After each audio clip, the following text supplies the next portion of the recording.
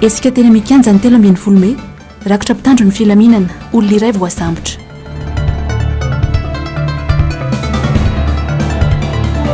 fisoratana anarana anaty lisy-pifidianana ireo vao feno valaminy folo taona ny tena mahavitrika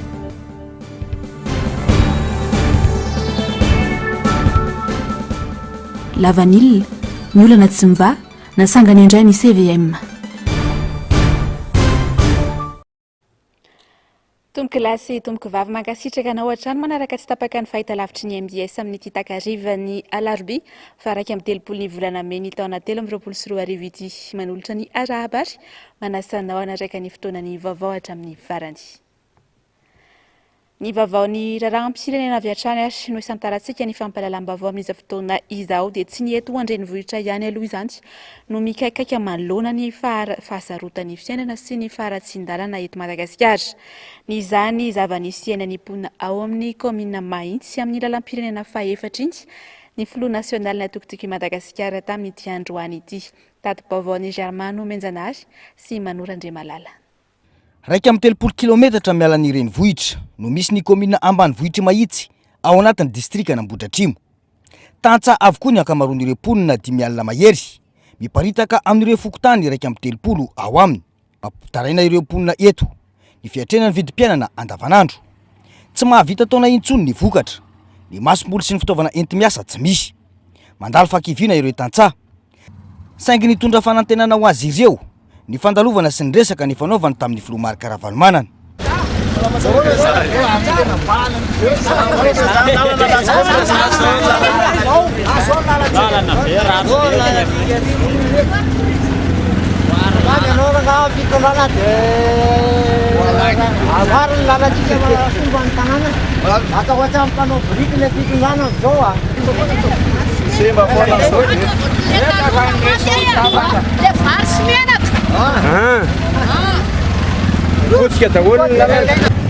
Fiverenan dada ihany zao tena fa vaolana fiverenan dada mihitsy vaolana eto tanàna kianja manara-penitra nataony tsara dia tsara nefa zao ny lalana eto manoloana ny kianja manara-penitra fa andrahoana ny zavarena zao mbola tsisy oberina tao tsisy zavatra natao eto amin'ny devant commune eto amin'ny devant reto taxi brosy reto zao fijalian'ny olona eto mividina fitaovana rehetra potika daholo manantena anao zay président iverina eto aminay. Ahatsiarovan'ireo mponina eto Andranovelona ny filoha teo alokosa, ny fanamboaran-dalana, ny fampianarana, ny fitsonjovana manokana ny tantsaha tamin'ny taona 2024 no nahitana izany farany hoy ireo mponina. Vidim-piainana miakatra be isanandro ty. Aminao zay tena niadana sady tena nafinaritra. Dia mila anao zao zay amin'izany satria mba ianao mpanohana anay hatramin'izay. Vidin-jezika zao amin'izao tamin'ny andronao 3 arivo dia mahazo zany loha zao fa 9 arivo zao dimanjato 9 arivo ny zezika zay ilay teo varoa. Dia vidim-bokatra amin'izany vidina zay raha hoe miakatra vokatay. Ity taona ity no ahafahantsika manovany tantara hoy ny filoha Ravalomanana. Mila misoratra anarana manamarina ny lisy-pifidianana azahoana manova izany tantaram-pirenena izay satria lesona lehibe izay 5 taona lasa izay. Ny vaovaony raraham-pirenena izay hatrany ary no anaozitsika ny fampahalalam-baovao dia aleonay maty mitsangana toy izay velona mandoalika hoy nambarany Doris Rakoto Samuel. Ny rosatra amin'ny farany teny amin'ny kianjany 3 May araka ny fanentanana nataony ho fanoherana ny tsirariny manjaka eto amin'ny firenena ny vadiny Maherlanto Manandafy. Nanao antso fanairana amin'ny mpitondra fanjakana manoloana ny fahasahiranam-bahoaka ankehitriny. Olona iray avy amin'ny fikambanana gasy lemony voasambotra ary tsy fantatra hatretony misy azy sy ny mahakasika azy fa nadiadiny Ravirazafy Mahenina sy mbola avatsara.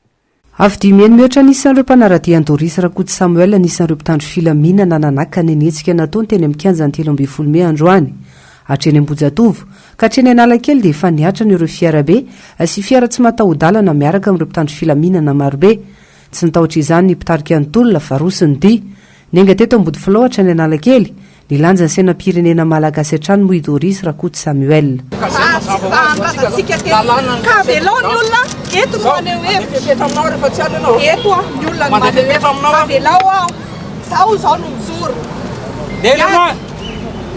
Faneho-kevitra ho antsika rehetrarehetra.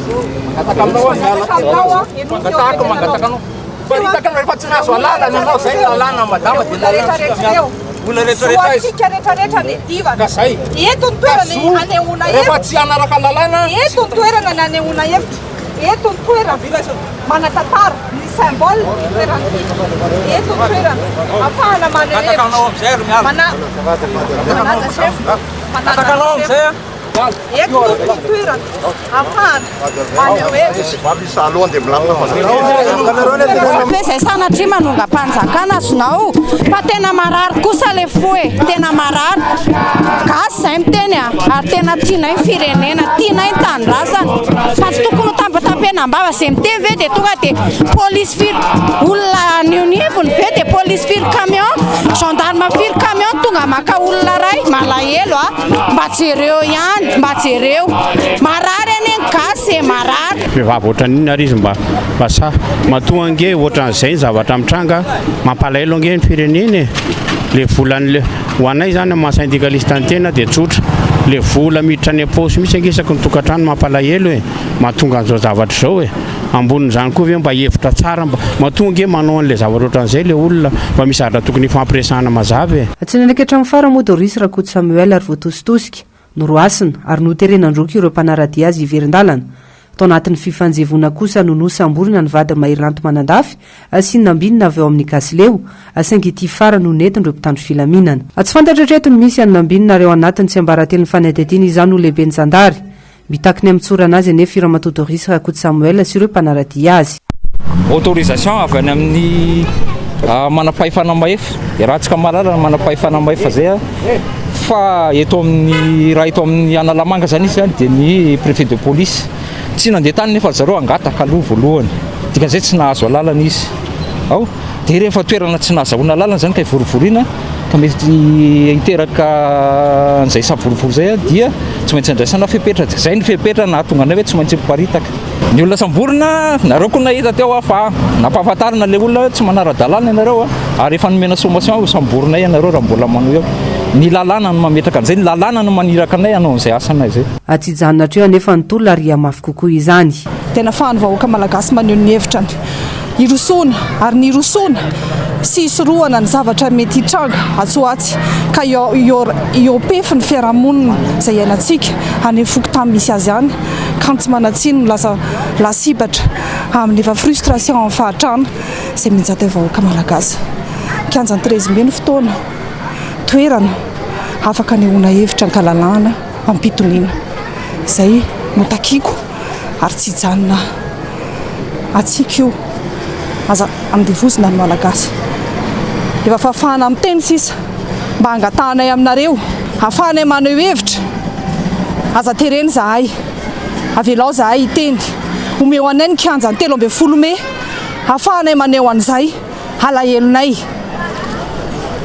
anehoanay tsy fafalianay rehetrarehetra amin'izao zavatra iainany malagasy zao miantso fieritreretanareo mpitandro filaminana ny tenako olombelonareo avy amin'ny vahoaka ianareo ary iverina amin'ny vahoaka aza manompo vondron'olona enofy eo amin'ny fieritreretanareo ny pejiny politika izay hatrany ary dia mananjo itety sy hivezivezy manirana Madagasikara ny filoha nasional Tokotima Marc Ravalomanana amin'ny maha olom-pirenena sy amin'ny maha filoham-pirenena teo aloha azy mampiseho indray ny tahotra ny fitondrana ny zava-nisy tany Analavoaromaly ireny anisan'ny noresana tao anatin'ny fandaharana miara-manonja androany izany mamintina amintsika ny fandaharana ary Onja Lalaina Ranaivomanana sy Mathieu Princy niompana tamin'ny zavanseho sy niantra tamin'ny filoha Marc Ravalomanana sy ny delegasiona notary nomaly tany Analavory ny famakafakana tao anatin'ny fandaharana miara-manonja androany taotran'ity filoham-pirenena teo aloha ity reny sakatsakana tao amin'ireny ho nisy olombam-bahoaka fetra Ralambozafimololona ary ny prime ministre mihitsy no tondrono ambadika ireny sakatsakana tao amin'ny filoha Marc Ravalomanana ireny amin'ny maha olom-pirenena azy dia mananjo hivezivezy sy tety Madagasikara ny filoha Marc Ravalomanana ary fanohitohinana amin'ny fahafahana maneho hevitra ireny zava-nisy ireny toerana mifefy misy vavahady ny toerana no safidinay sy ny fanarahanay tamin'ny tompony anatanterahana n'izany congrès paritra izany fa ny 12 izay nitanterahana izay mafy loatra ilay tsindry ataon'ilay mpitondra fanjakana na ny prime ministre io izay omeko tsiny voalohany indrindra sy ny ministry ny atitany izay tompona andraikitra amin'ireny korotana rehetra ireny fa ny baikionareo ny baikonadala hoy président ataon'ny ministry ny atitany sy ny prime ministre izay lehibe ny OMC no nahatonga an'ireny a endrika karazana fifanosehana sy fifandonana tompona ndraikitsy ianareo fa mikorotana na sain'ilay mpitandro filaminana zay mba raha aman-dreny ihany nahitany zava-misy teny atoerana teny hoe inona moa no de tena olana am'izao zavatra etsika ataony tiako Madagasikara taria amin'ny président Ravalomanana zao aiza moa ny misy ao anaty lalàna manakana ny olona rehefa eo ohatra hoe idina ny tsena fa izy afaka midina ao anaty fiarany amin'ny fotoana rehetra zay itiavany azy a sy izy am'izay ilany azy tsy ny mpitandro ny filaminana mihitsy na ny préfet na inga ministre na ny prime ministre no afaka hanakana azy hoe rehefa eto ianao tsy mahazo midina ao anaty fiaranao tsy mahagagy intsony ny tranga toy ireny antsozay sy raha matahoran-trano atao amin'ity filoham-pirenena teo aloha ity ny tompona ndraiky mpanjakana etsekila ny mandika ny lalam-pandrenana kanefa tsy ampiarina akory ny lalàna amin'izy ireo tena efa tafahoatra ny ataon'ny reto mpitondro reto satria maninona tena nahavita ny filoha Ravalomanana zany hoe ray aman-dreniny firenena izy a de araka ny fanabeazana tokony omen'ny ray aman-dreniny rehetra ny zanany a de fanaja ny ray aman-dreny tahaka ireny fa zao le izy hoarinareo amin'le mpitondra kehitriny ny fitondranareo ny fiheveranareo ny filoha Ravalomanana nareo rehefa andeha le filoham-pirenena kehitriny a omena zavatra daholo ny olona ho avy anotrina azy a atao ny tombola mba elana am'izay fampitahana tonga de ho tonga ao an-tsain'ny olona zay a de nitoanana ny filoha Ravalomanana Kongresy paritra faharoambe folo iny nataony antoko-tiako Madagasikara tany Analavory mariny ary mbola mitohy hatrany ity kongresy paritra ataony antoko ity. Anisan'ny tarainandreo olona miresaka amin'ny filoha Marika Ravalomanana rehefa mandoa itoy ireny ny tenany ny fahantrana lalina izay efa tsy zakany vahoaka intsony amin'izao fotoana izao. Eo amin'izay lafim-baovao izay hatrany ary dia takina ny fampiarana ny lalàna fa ny olom-pirenena rehetra tsy hankanavaka maneho hevitra ankalalàna tsy ampiasana mpitandro ny filaminana toy ny antoko politika manentana ny vahoaka araka ny tokony ho ataony antoko tiako Madagasikara izay ao anatin'ny filaminana sy tsy manontoina ny fahalalahany hafa. Ravo Razafimahenina, Andra Kotomalala. Ny andiny fahafolo amin'ny lalam-panorenana no miantoka ny fahalalana sy ny zoa mandraikitry ny olom-pirenena dia ny fahalalana maneho hevitra sy miteny ny fahalalana eo amin'ny fifandraisana sy fahalalana hiditra amina fikambanana na norina fikambanana ny fahalalana ivory malalaka ny fahalalana mivezivezy samy antohana ho an'ny rehetra ary tsy azo ferana raha tsy hoe misy alovana ny fahalalahana sy ny zony hafa sy noho ny fahaterena hiaro ny filaminam-bahoaka ny fahamendrehan'ny firenena ary ny filaminan'ny fanjakana voahitsakitsaka indray izany no maly tany Analavory raha nampiasaina hoery famoretana anakana ny filoha teo aloha Marika Ravalomanana hitafa tamin'ny vahoaka sy anentana makasika ny fifidianana ireo mpitandro filaminana iraky ny mpitondra tsy vahomaly fa voandroany dia niverina izay famoretana ny olom-pirenena tsy afaka maneho hevitra ankalalahana izay toy ny seho tetsy amin'ny kianjan'ny 13 Mey filaminana no ilaina amin'izao akatoko ny fifidianana izao ary zo sy adidin'ny antoko politika ny mampahafantatra ny olom-pirenena fa maha olom-pirenena azy zay fa indrindra mampanao politika azy dia omeny lalàna alalana izy olona rehetrarehetra afaka hanao famorim-bahoaka satria ny antoko politika ny droit azony antoko politika ary adidiny antoko politika no manao éducation citoyenne zany éducation citoyenne zany tsy vitanao anatina salle fotsiny zany tsy vita anatina fitenenana amin'ny télé zany fa tsy maintsy ianao manantona ny fotony fampiresaka amin'le vahoaka ka io zao hoe le fanitsakitsahana mihitsy ny zo fototra ananana ny olom-pirenena fa indrindra ny antoko politika no atao eto Madagasikara ka tsy tsara zany raha ohatra ka irosy mankany amin'ny apaisement politique tsika alohan'ny fifidianana ohatran'izao. Iverenantsika rehefa avy eo ihantry ny makasika indrindra ny fanehoan-kevitra mikasika ny tranga niseho tany Analavory maliny fa hotohizantsika aloha ny fampahalalam-baovao mandra-piandry ny sary. Ny farana androany ny fanavaozana manontolo ny lisam-pifidianana izany hoe ny fisoratana anarana ny anivon'ny fokontany.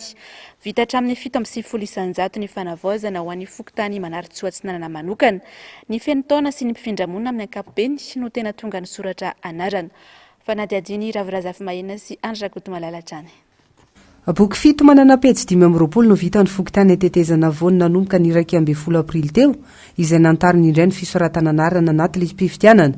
Ireo mpifindramona sy ireo voafeny 12 taona no tena navitrika tamin'izany. Miandry ny toromarika avy any amin'ny seny kosa ny tompona andraikitra ety amin'ny fokontany amin'ny toy ny asa manaraka. Ndreto boky rehetra zao miandry ny baiko avy any amin'ny seny fibe fotsiny averina ny boky rehefa tapitra ndraiky amin'ny 3 andro androany. Fa tapitra androany ny fiampitaona farany. Dia miandry ny baiko avy any amin'izareo alefa soterina ny boky dia aterina any ny boky. Navitrika ihany, navitrika aloha zany ny olona ny soratra anarana aloha zany.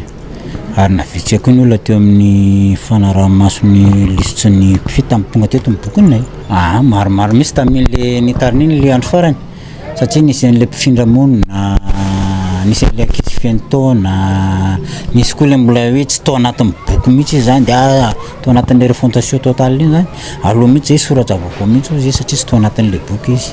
Nandritra ny roa andro farany olona manodina folo isan'andro eo ny tonga teto amin'ny fokontany manaritsy Hoatsinanana ny soratra anarana na mafisina raha teo ny fanentanana ho an'ny fokontany teo anatiny 2 herinandro. Polo zany ny boky anina dia 520 moa ny isan'ny takelako anatiny.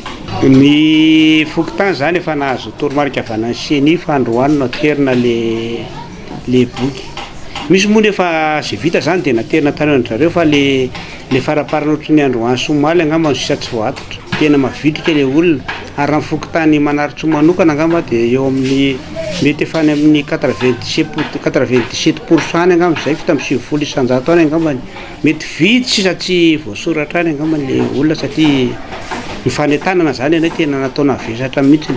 Tetelakelan-trano milisan-kerinandro dia manao megafone na miasa sabotsy miasa lahady. Lesika hita hoe ireo sevo fokontany fahatsoana anarana sy laharana karapanondro. Maro be ihany koa ireo olona mihevitra fa efa voasoratra anaty lisitra ny anarana na tsy misoratra intsony aza kanefa fahatsoa-kevitra izany satria fanavaozana manontolo no natao. Koa satria rehefa vonona ny sary dia somary iverenantsika kely ary noho ny pejiny politika fa nitsakisana tanteraka ny zo ivezivezy sy aneho hevitra ny fanakatsakanana natao tamin'ny filohan'ny rodoben'ny mpanohitra ho an-demokrasia eto Madagasikara tany Analavory ireny hoy ny avy eo anivon'ny RMDM androany. Belohon'izy ireo ny fietsika nataon'ny mpitandro ny filaminana tamin'ity filoham-pirenena teo aloha ity.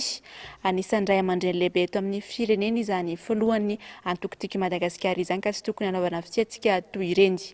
Onjalalaina Ranaivomanana, Mathieu Prince. Tanteraka ny fihetsika nataon'ny mpitandro ny filaminana tamin'ny filomatrika Ravalomanana tany Analavory omaly ny rodoben'ny mpanohitra ho an'ny demokrasia na ny RMDM. Efa tsy politika intsony nataon'ity fitondran'ity amin'izao fa efa fifofona ny ainy filomatrika Ravalomanana mihitsy. Fa nitsakitsana ny zo amin'ny fahalalana mivezivezy sy maneho hevitra ireny natao tamin'ny filomatrika Ravalomanana ireny. Tsy vao izao ity filoham-pirenena teo aloha ity no hanaovana antso-jay sy raha matahora isaky manao fitetezam-paritra toy ireny. Nilaza ny avy eo anivon'ny RMDM fa tsy emitra na inona mitranga fa vonona hitondra sy hampanjaka ny famarinana eto amin'ny firenena. Manameloka tanteraka izahay ato amin'ny RMDM ny zavatra nitranga tamin'ny filohan'ny RMDM tany Analavory. Tsy fanajana ny zo mahaolona ary tsy fanajana ny maharay aman-dreny ray aman-dreny. Koa noho izany dia miantso ny vahoaka rehetra izahay mba hijoro sy hosay amin'izao fandikan-dalàna miverimberina ataony reto mpitondra fanjakana antsika eto amin'izao fotoana izao. Faharoa, tena hita sy fantatra fa tena ny filohan'ny RMDM mihitsy no nokendrena.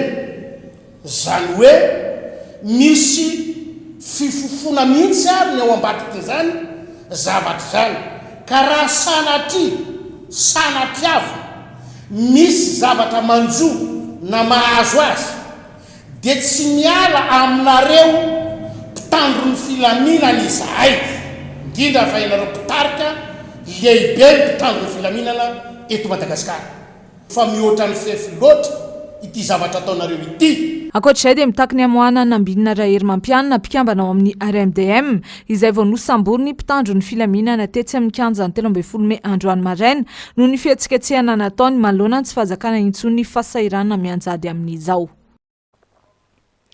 Ny toy androany kosa nidinika ny arahany solotenany antoko politika no karakaraina avy eo anivon'ny FES makasika indrindra ny fitsipitondran-tena na ny charte de bonne conduite ifehy ny mpanao politika ka isan'izany ho candidat amin'izay fifidianana ho avy rehetra. Tsy voatery ny rehetra nefa no anaiky izany charte de bonne conduite izany araka ny fanazavany Alain Désiré Rassamba ny mpitondran-teny antoko politika. Ravrazafy Mahinina, Andra Kotomalala. Tokony ho fitaratra amin'ny lafiny rehetra ireo mpanao politika, indrindra ireo candidat ho vidiana amin'izay fifidianana rehetra manaraka eo. Izay no antony hananganana fitsipifehezana sy fitsipitondran-tena iraisana, ankatoavana sy ampiariny rehetra mba hisiany filaminana amin'ny fifidianana. tsy resaka lalàna zany tsy resaka ina fa fifitondran-tena fotsiny ho ana parti politika mba hanadra ny fenitra rehetra zay tokony ifanarahana ahafahana miatrika fividianana maro samihafa eto Madagasikara. Dia zay no fampiresahana teo ary mbola isy moa ny fotoana mampety azy zay antsona koa ny antoko rehetra Madagasikara eto satria ny sartany zay manaiky ny sarta ihany no mifanaiky fa tsy natao an'etrarehetra zany hoe zay mifanaiky manaiky ny zavatra voasoratra hoe ty ny fitsipy-pitondran-tena tokony ho atao, tokony ho ampiharina ary tokony ho ajaina indrindra mandritra ny fehim-potoana rehetra karakara ny fividianana dia zay no ho antsoina zany kelikely eo dia miara-manao soni satria ny sarta dia soniavina entre ny olona rehetrarehetra zay fanaiky amin'izany zavatra zany antsoina hamaky ary antsoina hanaiky raha mety amin'ilay izy dia miara-manao soniany zavatra. Tsy fitondran-tena ihany no hita ao anatin'ilay sarta fa hatrami'ireo takiany lalàna amin'ny feny fividianana ihany koa. Anatiny ao ny fanajana lalàna amin'ny feny fividianana, ao anatiny ao ny fanajana hoe ohatra izy fotsiny fa mahakasika ny famatsiana ny propagande dia raha mipetraka ny lalàna mahakasika an'izany dia tsy maintsy manaraka an'izany kosa zay nanao soni ohatra fotsiny raha izy fotsiny anatin'izany koa mety voaresaka ao ny dia tompona ndraikitra ny antoko politika zay nanao soni an'ilay sarta hoe efa mifanarana nefa tsy azo atao zany noho ny lalàna dia anisan'ny zavatra resahana zany.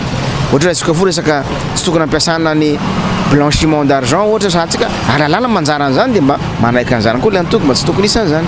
Ny sarta natao androany aloha zany dia anamafisana fotsiny zay efa voalazan'ny lalàna fa satria moa zany ataoko hoe code de conduite moa le izy zany dia anaty resaka hoe moralité zany tena dadavina fa ny lalàna zavatra efa mipetraka ary tsisy mivoana ny lalàna le ao fa efa mampirisika fotsiny mandeha makany amin'ny hoe mba isiny égalité de chance isiny transparence isiny traçabilité tao anatin'ny adivitra koa zany dia nisan'izay hoe raha ohatra koa ka misy banga dia amin'ny processus ho avy dia tokony mba jerena aketiny mba ho fenona zay banga tamin'ny texte lasa fa processus ho avy zay fa tsy amin'ny akehitriny. Tsy ivy no fefanisy ny fitsipitondran-tena ny fireo kandida ho filoham-pirenena tany amin'ny taona 2024 natao karazana antoka atongavana madingana tsaratsara kokoa anekendrehetra ny voka-pividianana izany. Efa nisy fionana maromaro teo amin'ireo antoko politika ametrahany ity charte de bonne conduite ity. Antoko politika ampolony maro misoratra ara-dalàna eny anivon'ny ministera ny atany no nandray anjara atafitra ao anatin'ilay tetika sa participe any Frédéric Ebert Shifttung. Tsy ampy kosa ny antotanisa avy amin'ny mpitondra fanjakana afahana mandrefy ny tombanezaka sy ny asa vita na tsy nandritry ny efa-taona mahery kely ny tantana ny firenena. Voatery mitady sy manangona izany firaisamonim-pirenena saingy mandeha ila noho ny tsy fahazahoana fanampim-baovao mahakasika izany. Hita fa sahirana nefa ny malagasy ary mahatsiaro fa tsy misy tamberina andraikitra avy amin'ny mpitondra fanjakana. Ravirazafy mahenina sy mbola avatsara. Manao ny asa tokoa ve ny mpitondra terenandohetra n'olom-pirenena saingy tsy mifanaraka amin'izay ny zava-misy vao maika milomano anaty fampinisan'andro raha migalabina mampiasa ny volam-baoka kosa ny mpitondra sy ny mpanaradia azy tsy vonona ny antombanezaka ihany koa ny ireo faratsiana betsaka lavitra noho ny zava-bita. Ny tena marina aloha zany na izay ary mikaroka hatrany hatrany an'izay resaka hoe chiffre na ireo karazana hoe inona ny zavatra efa vita ao anatin'izay fotoana nitondrana zay. Rahantsika mahita ohatra ny lalana napetraka tamin'ny fitondram-panjakana ohatra ny lalana rahantsika mahita tafavoaka ve zay manahoana ny zavatra iainan'ny mponina ny jiro izay rahantsika mahita ny jirama amin'izao fotoana zao sy ny contexte iainantsika ihany koa eo anivon'ny iraisam-pirenena anjaran'ny fanjakana ny tena mamahany zany zavatra zany na amin'ny lafiny inona satria rehefa mandalo fahasarotana ny firenena dia ny fanjakana ny tompona andraikitra voalohany ama an'ireny zavatra ireny. Rahantsika mahita ihany koa ny eo amin'ny lafiny vidim-piainana izay zavatra hitambarantsika na ny eo amin'ny sehatry ny resaka famokarana sy ny fifandraisana iraisam-pirenena tafiditra ao anatin'izany rehetrarehetra zany. Dia ny zavatra azo ambara angamba dia hoe ny chiffre exact mamoaka an'izany dia ilay politika ny tokony mametraka anazy mazava tsara dia ilay ino no amoahantsika hoe firy ary le izy zay tsika vao afaka miteny hoe tena tsy tafita le izy na tafita. Leo tsy fampino leo asan-dahalo sy ny fiakaran'ny vidinentana ny malagasy variana nefa mpitondra tsy mahita ny madinika dia lasa miaina le fahefan'le fiainanay amin'izao amin'ny lafiny rehetrarehetra mahitsy eny fa na amin'ny vidim-piainana na amin'ny fiainana rehetra ny amin'ny tokantrano dia lasa misy fiatsaikany daholo. Liana ny amin'ny lalana ny amin'ny fiainana mihitsy andavanandro tahaka ny tsy mijery izy tena mijaly loatra le vahoaka. Misy ve taberna indray sa tsisy? Hatreto loatra ny tsisy. Le zavatra miseho rana fijaliana von'olona sy ny karazana mandeha zany mitebiteby foana na makaiza voapaika ny ariva dia ohatr'izay foana ny ainana indrindra eto Antananarivo. Lafo be daholo ny zavatra rehetra, miakatra daholo ny vidina legioma. Ohatrany hoe tsy mijery aloha ny fahafantarako anazy. Filoha ohatrany hoe tsy dia mijery ny mpivarotra sy ny fandriam-pahalemana. Noho ny zava-misy ankehitriny dia miezaka ny manangona tontanisa amin'ireo zava-bitan'izao fitondran'izao ny firaisamon'ny-pirenena anisan'ny fampanantenana nandritra amin'ny fampelezan-kevitra farany teo. Somary manano-sarotra nefa ny fanaovana izany tomba nezaka izany no tsy fahampiana tontanisa sy ireo sakatsakana azona manangom-baovao. Pejiny toe-karena hiatrika tsy ho ela ny taom-piotazana lavanila isika eto Madagasikara. Mbola tsy milamina nefa ity seha-piarena ity na dia naverina no alalana aza ny vidiny. Mitarana ihany koa ny mpamokatra fa tsy misy mandray ny lavanila anjaton'ny taonina. Araka ny vaovao dia nanangana rafitra iray hafa vaovao ankoatra ilay filakevim-pirenena ho an'ny lavanila na ny CNV ny fanjakana amin'izao. Navoaka ny gazety iraisam-pirenena Africa Intelligence ny mpikambana ao anatin'ny komitiny lavanila eto Madagasikara na ny CVM izay olona akaiky ny flo ary manana fahefana bebe kokoa noho ilay CNV. Onjalalaina Aranaivy-Manana sy Tahiriny Aina. Hatreto aloha dia mbola manjavozavo tanteraka amin'ny famahana ny olana lavanila eto amintsika. Anjato taona ireo lavanila mipetra-potsiny sy tsy misy mpanontany. Ny volana aprily lasa teo nisy fifampidiniana teo amin'ny fanjakana sy ireo mpisehatra amin'ny lavanila. Tamin'izay nanafoanana amin'ny famerana amin'ny vidin'ny lavanila. Araka ny lahatsoratra navoaka ny Africa Intelligence dia te-hanao ampimamba ity sehatra ity ny filoham-pirenena ankehitriny ka nanangana ny antsoina hoe komitiny lavanila eto Madagasikara na ny CVM kanefa ilay filan-kevitra nasionaly ny lavanila noforonina ny volana Jona 2024 mbola tsy nofoanana. Ny 13 Mey lasa teo no nivoaka ny taratasy manendry ireo olona mpikambana ao anatin'ny CVM izay saika mpikamban'ny governemanta na olona akaiky ny filoham-pirenena ny ankamaroany. Isan'iraka mpanaovana ny CVM ny antoka ny fanarenana ny sehatra lavanila. Ny taleny kabinetra ny fiadidinan'ny Repoblika Romy Vos Andrianarso, ny sekretera-panatanteraka ny fandaharana Safi Arina Valérie Zafindravaka izay akaiky ny vadin'ny filoha, ny tale misana amin'ny fandraharana sy ny fitantanam-bola eo anivon'ny primature Sandrino Mangami, eo koa Iansa Mirindra Andrianirina solotena ministeran'ny fitantanam-bola, Roland kosa ny avy amin'ny ministeran'ny varotra ary Jean-Luc Dama ny avy amin'ny orinasa Trimeta, izy irery no avy amin'ny sehatra tsy miankina. Ireo mpikambana ao anatin'ity rafitra vaovao antsoina hoe CVM ity izay manana fahefana be kokoa noho ny CNV raha ny fanady adiana izay fangatahana lalana nondrana ka eken'ny CVM ihany manko no karakarain'ny ministera ary mivoaka ao anatin'ny 27 ora izay fahazon-dalina izay. Izao fandraisana an-tanan'ny filoham-pirenena ny sehatry ny lavanila izao dia mampanahy be koa ireo mpandraharaha raha ny lahatsoratra navoaka ny Africa Intelligence ihany. Ny vaovao mifandraika amin'ny fahasalamana kosa indray ary dia malagasy enina tapitrisa no voaharo tamin'ny aretina tazimoka. Ny tetikasa Victor Link izay novatsiany vina ny filoha Amerikanina ho an'ny ady amin'ny tazimoka. Mitentina $12 tapitrisa no azahoana aro ireo malagasy ireo. Tokantrano malagasy 4 tapitrisa no namendrahana ody moka. Teo koa ny fanesorana ny toerana fanatodizan'ny moka eny an-tanimbary izay mirefy 7 hektara. Akoatra izay dia teo ihany koa ny fanomezana lay hiarovana ny zaza lasaky ny 5 taona miisa 7 hetsy sy ny renim-bevoka miisa 2 hetsy. Ny USAID moa no mandrindra ity fandaharana azy ity amin'ireo distrika 20 amin'ny faritra 12. Eo amin'izay vaovao tapatapan'izay hatrany ary ankizy sahirana 300 no nahazo fanampiana sy kilalao avy amin'ny fikambanana iray sy ny ministeran'ny mponina teny Isotry.